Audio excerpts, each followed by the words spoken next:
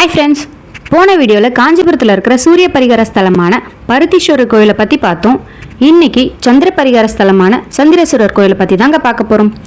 சந்திராஷ்டம நாளில் சந்திரேஸ்வரரை வழிபட்டால் சங்கடங்கள் நீங்கி நன்மை கிடைக்கும். அப்படிப்பட்ட ஒரு சிறப்பான தலமாக இந்த சந்திரேஸ்வரர் ஆலயம் விளங்கிட்டு இருக்கு.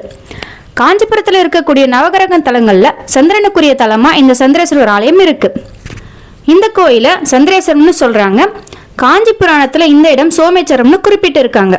காஞ்சிபுரத்துல சர்வ தீர்த்தத்தின் தெற்கு கரையில இந்த கோவில் அமைஞ்சிருக்கு. பக்கத்திலே ஒரு அழகான குளமும் இருக்கு. அந்த குளத்தை சந்திரனை உருவாக்கியதா சொல்றாங்க. அந்த குளத்துக்கு பெயர் சந்திர தீர்த்தம் வெண்தாமரை குளம். நாளடைவில் அந்த குளத்தை வெள்ளக்குளம்னு சொல்ல ஆரம்பிச்சிட்டாங்க. வெண்தாமரை குளத்தோட கரையில ஒரு சிவலிங்கத்தை சந்திர பகவானை பிரதிஷ்டை பண்ணி தினமும் வெண்தாமரை மலர்களையும் குளத்து நீரையும் கொண்டு சிவபெருமானுக்கு அபிஷேகமும் அர்ச்சனையும் செய்து வழிபட்டு வந்திருக்கிறார். இப்படி தொடர்ந்து சிவபெருமான சந்திர பகவான் வழிபட்டதன் பலனா நவகிரகங்கள்ல ஒருத்தரா சந்திர பகவான் இடம்பெற்றிருக்கிறதா காஞ்சி புராணத்துல சிவஞான முனிவர் சொல்லியிருக்கிறார். இந்த கோயில்ல சந்திர பகவானுக்கு சனியா சன்னதியும் இருக்குங்க. இந்த கோயில் கிழக்கு பார்த்து அமைஞ்சிருக்கிற ஒரு சின்ன அழகான கோயில். கருவறையில சிவபெருமான் லிங்க ரூபத்துல சந்திரேஸ்வரர்னு திருநாமத்தோட கிழக்கு நோக்கி அருள்வாரிக்கிறார். இங்க இன்னொரு சிறப்பான விஷயம் இருக்கு. மூலவர் சந்திரேஸ்வரருக்கு பின்புறத்துல சிவபெருமான், பார்வதி தேவி, முருகப்பெருமான் 3 பேரும் சோமஸ்கந்தர் வடிவத்துல காட்சி தராங்க.